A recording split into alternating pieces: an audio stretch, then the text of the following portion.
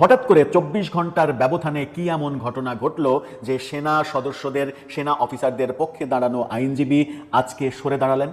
সরকারের প্রেসারের ঘটনা ঘটলো, নাকি অন্য কোনো ঘটনা ঘটলো, নাকি এর পেছনে কোনো নতুন ধরনের ম্যাজিক রয়েছে?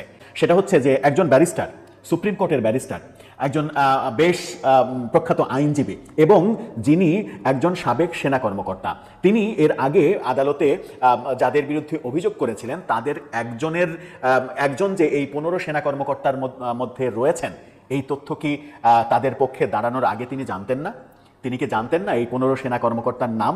তিনি কি এই ১৫ সেনা কর্মকর্তার জন্য ওকালতির যে কাগজে সই করতে হয় সেই কাগজ তিনি আদালতে জমা দেননি যে এই আসামির পক্ষে আমি আদালতে দাঁড়াতে চাই? সেই কাগজ কি তিনি জমা দেননি? সেই কাগজ জমা দিতে গিয়ে এই আসামিদের পরিচয় নিয়ে তিনি ঘাটাঘাটি করেননি? তাদের এনআইডি কার্ড নিয়ে ঘাটাঘাটি করেননি? তাদের বর্তমান পদ কোথায় তিনি অবস্থান করছিলেন সেগুলো তিনি জানেন না?